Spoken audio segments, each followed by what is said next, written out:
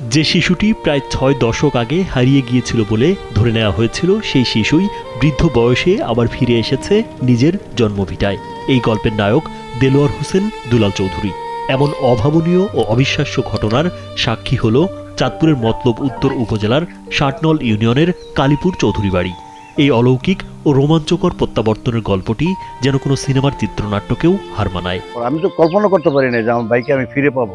আল্লাহ পাক আমার ভাইরে মিলিয়ে দিয়েছে, এই জন্য আল্লাহর কাছে লাখ লাখ শুকরিয়া। আমার ভাইকে আমি বুকে পাইছি, আমি আনন্দ ব্যক্ত করতে পারবো না। তার সন্তানরাই কিন্তু শিকড় খুঁজতে যাইয়া উনি ওনার যা শুনলাম বাপের নামে ওনার ছেলে কোরবানি দিচ্ছে 29 তারিখে আইয়া ওনার মেমোরি আল্লাহ থেকে বেলতুলি বাজার, কালীপুর বাজার, মতলবে ছেলে আছে, মতলবে ছেলে যোগাযোগ করছে, এখানে কি এই আছে নাকি। ঘটনার সূত্রপাত 1969 সালের দিকে। তখন দেলোয়ার হোসেন দুলাল চৌধুরীর বয়স ছিল মাত্র 5 কি 6 বছর। 5+ স্টার রেটিং প্রাপ্ত দেশের সর্বোচ্চ বিদ্যুৎ সাশ্রয়ী ওয়ালটন এসি স্মার্ট কমফোর্ট এখন নেক্সট লেভেলে। একদিন বাড়ি থেকে বের হয়ে নিখোঁজ হন তিনি। শিশু দুলাল কিভাবে কার হাত ধরে নিখোঁজ হয়েছিলেন তা আজও এক রহস্য। হারিয়ে যাওয়ার পর বিভিন্ন হাত ঘুরে তিনি প্রথমে পৌঁছান নারায়ণগঞ্জে এবং পরবর্তীতে দীর্ঘ পথ পরিক্রমায় চলে যান চট্টগ্রামের ফটিকছড়ি উপজেলার হারুয়ালছড়ির বাসি মহাজন ঘাটে।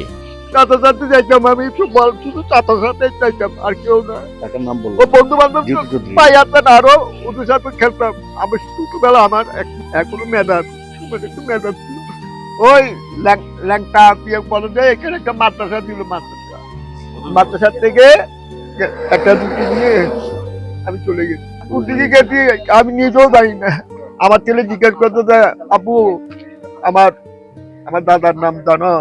আমি বলছি বাবা রে মনে তো পড়ে না জায়গার নাম। আমি বুঝলাম পরে কালীপুর বাজার, বেলতুলি বাজার। আমি গেছি, আমি জানি। আমার বাড়ি আছে না, আমার বাড়ির বিশাল বাড়ি, বড় একটা গেট ছিল। এইটা বলছি আমার ছেলেকে আর মেমোরি তো থাকে। এই সময় তো টিনের ঘর ছিল, ছোট ছোট টিনের ঘর, সব টিনের ঘর। এখন তো পাকা, এইটা নিচু, একদম নিচু। সেখানে নূর হোসেন ও আক্তার জাহানের পরিবারে পালক সন্তান হিসেবে আশ্রয় পান তিনি।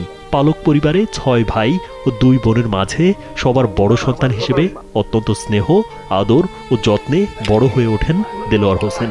পালক পিতামাতা তাকে এতটাই ভালোবাসতেন যে বাবা মায়ের অভাব তিনি কোনোদিন বুঝতে পারেননি। আমার শুধু আমি এখানে পাইনি, আমার যে পালক বাবা আমাকে পালছে ও আরো ভালো লোক, আরো ভালো, ও ভালো লোক। আমার বাবা এটা যদি আজকে যদি আমাকে যদি একটা খেলার গাড়ি হলে পালতো, আমি তো খেলা গাড়ি আরেক জমিদারের ছেলে আরেক জমিদারের কাছে বড় হয়েছিলাম। তোরা সবাই দেখে অবাক হয়ে গেছে।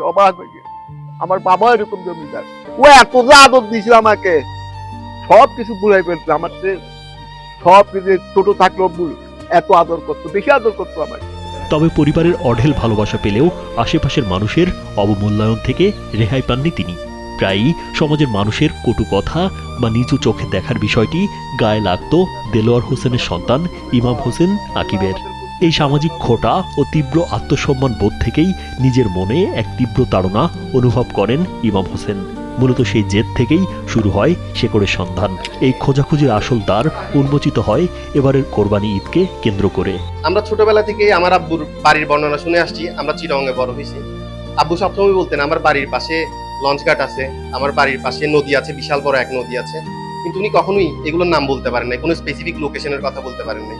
এবার কুরবানির ঈদের কয়েকদিন আগে আমি আব্বুর কাছে জিজ্ঞেস করলাম যে আব্বু আমি তো কোরবানি করব আমার দাদুর নামে, এখন দাদুর নাম জানি না, আমি সবসময় তাদের জন্য দোয়া করতাম নাম না জেনেও।